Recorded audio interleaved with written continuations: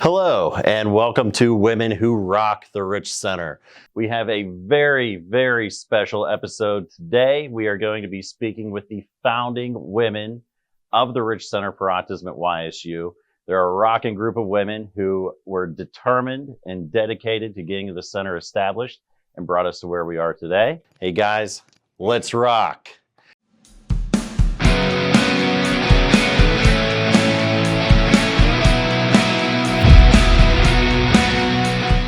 This is a very special year for the Rich Center. This year marks our 30th anniversary. Sitting here today, can you tell me what this milestone anniversary means to you? And did you ever imagine the center to be what it is right now?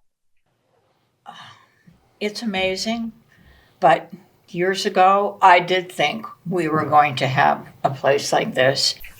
I think we imagined it, but it's beyond our dreams, quite honestly. And I think we're making a difference in the community. I think we've helped a lot of young people to get to their full potential. I really do. My only regret is that we haven't grown to take care of children or people with autism over the age of 21. I had pictured that in my mind. But I am so happy to be here for 30 years, and we've done a great job. And hope we'll be here more than 30 more. And we're very proud. Our staff is so committed. The people here have been very committed to the center, and that's why it's been such a success. And, we're on the campus, mainly when we started, this was for treatment. We thought treatment and studying, and wouldn't it be neat if we could come up with an answer for autism on the campus of Youngstown State University? So we're very pleased with everything that's been going on. And honestly and truly, I wouldn't hesitate if we could close the doors and everything was taken care of and they found a reason. And I would love that more than anything. I don't know if that's going to happen, but it's something that I wouldn't be upset about if they did end up doing it. I mean, 30 years ago, this group of women came together, very determined, off camera, used the word stubborn, but I like to say determined because you all just wouldn't take no for an answer. Like, you saw the need for resources in this area and you band together and you made it happen. And that determination is why the Rich Center is what it is today. So Jackie, if you wouldn't mind taking the mic, I wanted to ask you a question. How has the Rich Center benefited your family and the child in your family? Well, first of all, I echo Phyllis's comments. We are astounded that we're at this point 30 years down the road, because we thought we could do it and we dreamed we could do it, and we have. As far as my son, I should say our son, Christopher, he's now 34 years old. When he was diagnosed, the internet didn't exist. So the amount of support and education and services that are provided to young children today that are diagnosed warms my heart. I don't want them to have the diagnosis, and I agree with Phyllis that if they could find something that we could cure it tomorrow and there wasn't a need for the Rich Center, would be great. But to know that this center exists, I know for Christopher's situation, he benefited from the summer program because at the time he was in public school, and they didn't have a bridge program for him. So he was able to attend the summers. He's now 34, and he is a young, much-loved adult. And this center just warms our heart that we see so many children and families and siblings and educators that just have wrapped their arms around these kids and made a big difference in this community, and we're very proud of that. Beth, I'd like to ask you the next question, if you don't mind taking the mic. Beth, your children were the first to receive services when the center was established. How has the Rich Center benefited your family? And can you tell us a little about that benefit and what it means to you today? Well, actually, my kids were in the private schools, the Catholic schools, so it did help with the autism scholarship for the higher functioning kids to be around typically developing peers. And, it's been wonderful. It still makes me worried that there are so many autistic kids being diagnosed. I would like to find out, the root cause of that. But we also, as my mom was saying, it has been 30 years. And now we have a bunch of young adults, 25 to 35, that there's no services. So I'm hoping for more growth, but it's been amazing and nothing's impossible. It's not, and you all have proven that. Again, our remarkable women. Especially with our wonderful director. Well, I tell you what, Mike, let me ask you a question. Mike, do you mind passing Mike the mic, please? Mike, can you tell us how it feels knowing everything that Jerry and Beth have done for the center, along with all the other remarkable women who have dedicated their time, energy, and resources along the way? How have these women been instrumental in the success of our center? Well, it truly is a privilege and an honor. And, being from Youngstown, there's so many great organizations that exist that do amazing things. But to be able to walk into a place and still connect with and talk with the people that founded it is an experience that a lot of people don't get, and you're all very active in the center. You still participate on boards and with events and different things. So to be able to interact with the group that took this from an idea to where it is now is really a, special thing, to be a part of. And it's evident for sure that we would not be where we are right now without, I'll use the word you said, determined Yes. group of individuals, and certainly owe all of our success to them. Yeah, definitely that you guys were, the foundation, the bedrock of this center, and we certainly appreciate that. Had another question for Beth, if you don't mind sending the mic back to her. Beth, what is something you'd like to tell people about autism who aren't familiar with autism spectrum disorder? Because I feel like, we try our best every day to make the community understand what our families have to deal with on a daily basis. But I'd like to get it from your perspective, from a parent's perspective, who is a founding member. I think your words have some tremendous impact as far as that goes. Can you help people understand what autism is? I wish I knew what autism was, but I know as a parent, it's heartbreaking, to try and fit like a square peg in a round hole. But, I think through the Rich Center and other organizations, there's more acceptance. But, our children are still different. I'm 60 years old. Most of my friends are retiring, and I still have a house full, Right. And so just patience, love, and, I think one thing, and from doing these interviews with some of our staff members too, obviously we have, our own group of kids in here who are all diagnosed with autism, but they are all their own individuals as well. They're all unique. That's not so much different from anybody else. Like, you need to get to know anybody on their own individual and unique basis.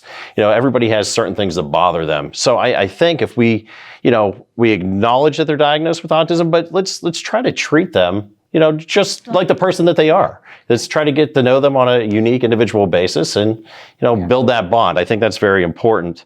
I wanted to ask you, how do you think we can increase awareness of what autism is and how it affects individuals diagnosed with autism and how it impacts those families? What can we do as a center to increase that awareness? Well, I think as young parents, the first line of knowledge is your pediatrician.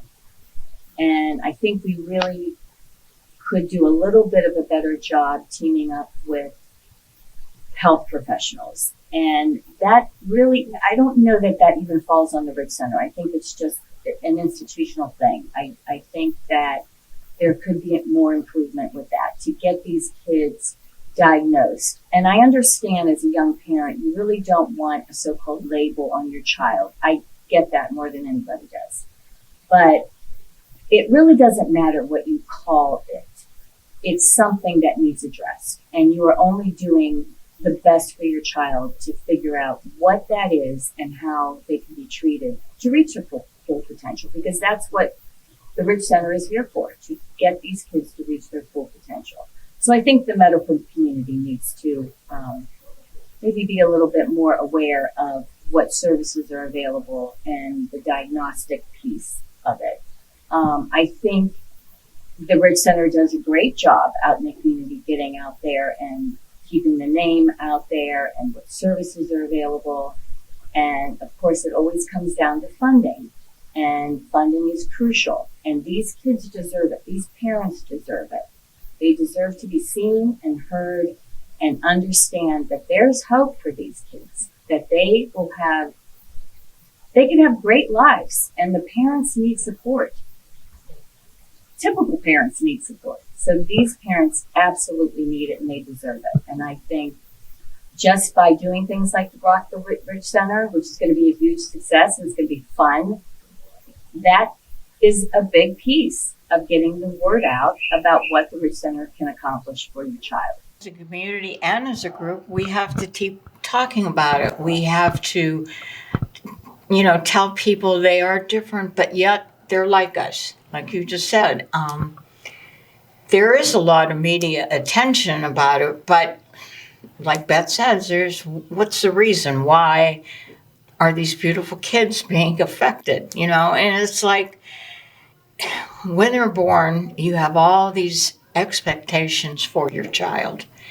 And then you get the diagnosis of autism. You have to rearrange that dream for But it's yourself also- and your child. It's heartbreaking to watch your child Yes. not move with their peers. Yes. And, like my son went to YSU, and, I watched for 5 years him walking out of classrooms, no friends, no talking to other people. There was no social, because there is no help for that, after 21. And it's heartbreaking, Certainly. And I don't yeah. know how to fix that. Yeah. Right. Yeah. No, that's a wonderful point, Beth. I'm glad that you chimed in with that. Mike, we're sitting here, we're trying to describe what autism is and how it really does have a profound impact on our community. I think you better than anybody. Can you give us some of the current statistics, about autism and how important it is that our community understands what it is and how they can get involved and increase their knowledge and help? Yeah, it was just updated. Just within the last couple of weeks, the CDC came out with new statistics, 1 in 31 children being diagnosed. And I think we're all curious to try to come to some sort of answer on why that's increasing. There's obviously a lot of awareness and acceptance out there. More people are being tested, which does lead to more cases. But, that's not the only thing that's out there. So it's just diligence and working, here at the center, mainly focused on treatment. We're not scientists, we're not looking at all the things that are out there that could be causing it. But because it exists, we exist, because of these amazing individuals here. And I think it's there's been a lot more awareness and acceptance, but that spectrum component is the part that I think that, we want everyone to kind of learn more about. You'll see television shows, you'll see things out there that portray individuals with autism doing different things, but that's not everybody. There's high functioning, there's low functioning, and there's a spot for everyone. And it's just that awareness on how we can incorporate that and accept them into our community. But I would like people to know that our kids want everything that your kids want. They may not be able to express it. Yeah. And sometimes I think they treat them like they don't. And they have their own expectations and goals. And it's just harder to reach them. And I think we see that in our center too. We see, kids that, you can see that they're going after a certain goal. In some of these classrooms, you see when they achieve that big moment where they read or they write their name or something like that, and they achieve a goal that they were working toward. Now, I know that might seem small, but to some of our younger kids, just like anybody else, sending a kid through elementary school, first grade, second grade, when they finally achieve that and they can do that, that's a big deal.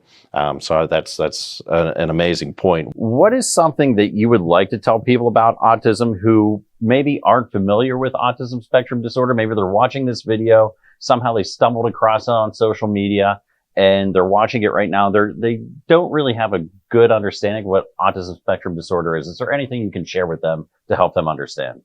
Well, I think the fact that we've come where we have, and since autism is a spectrum disorder, people don't quite understand that. They think that, you can't talk or you can't function. And I mean, we have many graduates from the school that are holding down jobs. I can remember when we first started the center, there was a little boy who was 3 years old who graduated. I don't know if it was last year. I think it's going to be 2 years now that he graduated from here.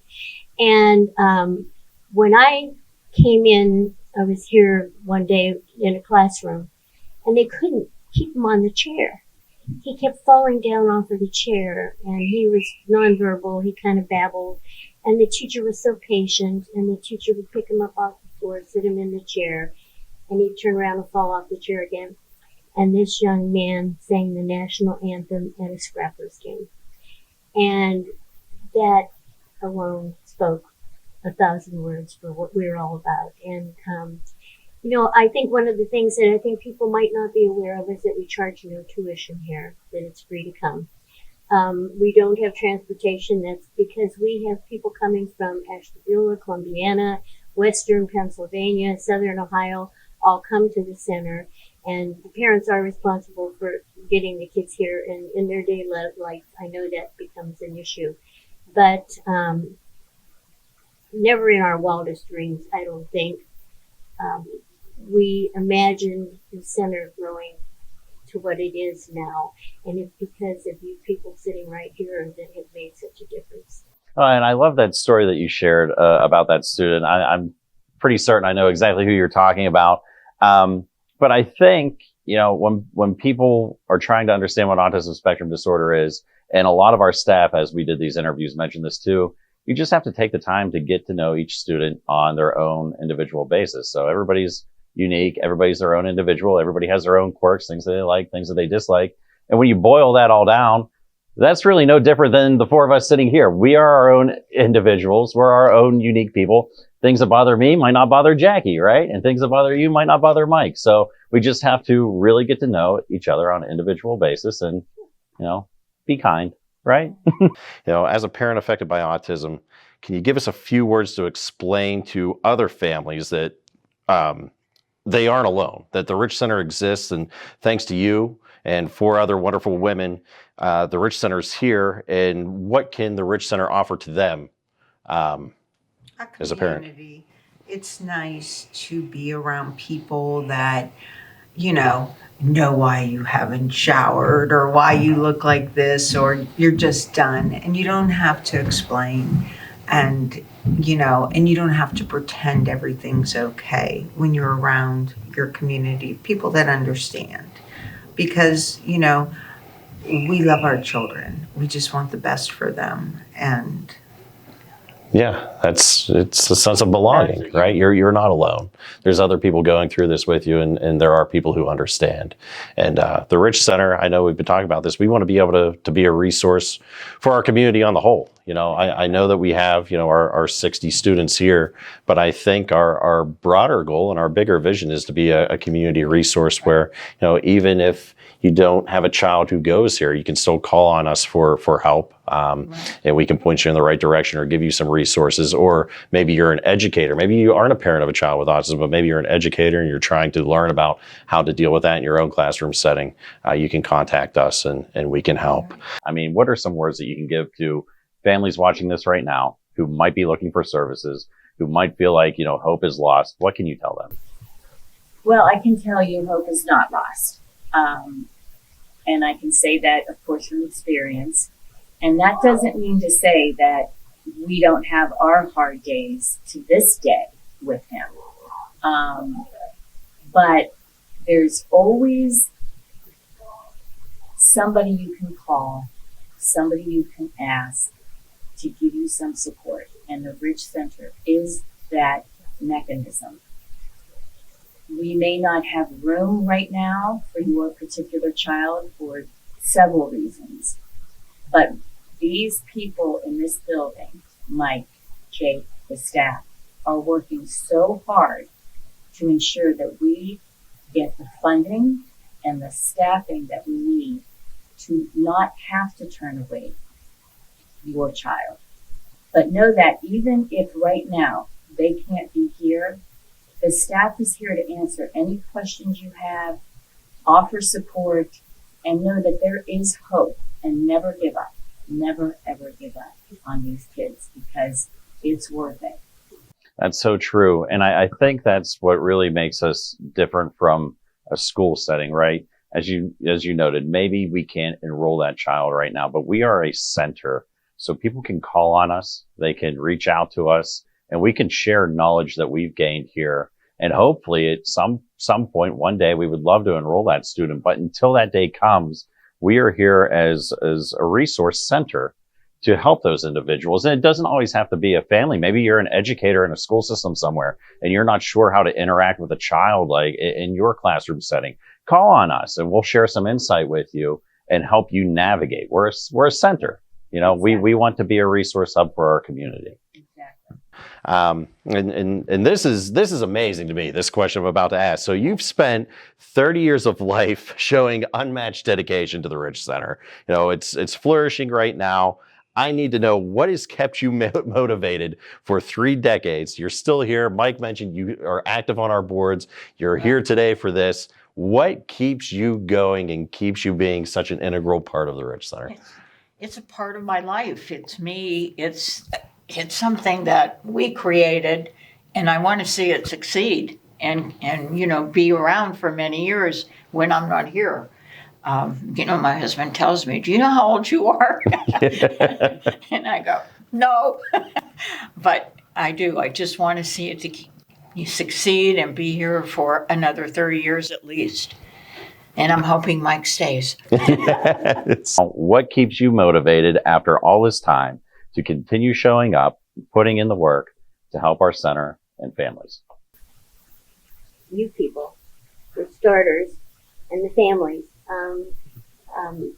There's hardly a day goes by that I don't run into somebody that says, "Oh, our son or our daughter was down at the Rich Center, and you helped them so much," and it brings tears to my eyes, because I don't think we imagine how many kids have gone through the center in 30 years.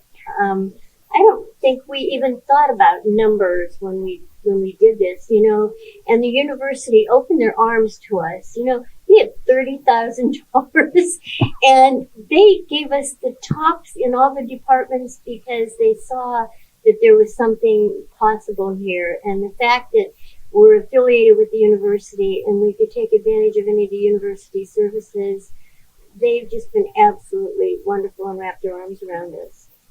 So I don't never know. imagined the numbers would increase so much, No. because at the time, the numbers were 1 in Oh, thousands. well, when we first did, Right. when we met with the president of the university 30 years ago, he said, well, in order to get this started, you need to come up with some statistics.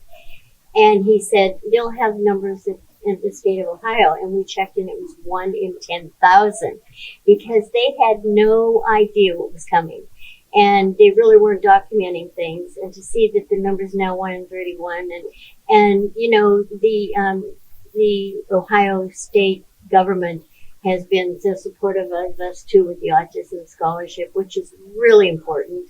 So all of you get out there and write to your senators because I think it's ready to be presented to the Senate. Unless it already has. No, not yet. We're getting there. But I mean, I don't think we had a thought, but I don't think we really had any idea what was ahead of us. we couldn't have done this without you, Beth, Mike. You're our fearless leader. Guys, you know, this was a great conversation. As you know, we have Rock the Rich Center happening at the end of the month. I hope you can all join us. But before we conclude this today, I just wanted to open it up. Was there anything that, you know, maybe I didn't ask or that you wanted to have be part of this today while we're here doing this? I just think that you two are dynamos, and we're so appreciative to have you on the staff. And what you've done as far as bringing the visibility of autism and this Rock the Rich Center, you're all over town. No. Where I look, Trying to be. yeah, you've done just a fantastic job. So everybody turn out on the 31st. It's going to be an exciting event. Bring your earplugs, though. I think you probably need to bring earplugs. Well, I guess it depends on how much you like to rock and roll. Right. Well, I do see a difference from the beginning to now. I think both of you are amazing, open-minded, and, you know, we do appreciate what you're doing. Well, thank you. And so I do want to say that, I appreciate that. Thank you. because if I didn't think that, I would have said, you know. Phyllis, Jackie, Mike, Jerry, Beth, thank you so much for carving some time out of your day to talk to us today. May 31st, Rock the Rich Center. You all rock, especially you two rocket women. You guys are awesome. To both of you and the rest of our remarkable women founders, you rock.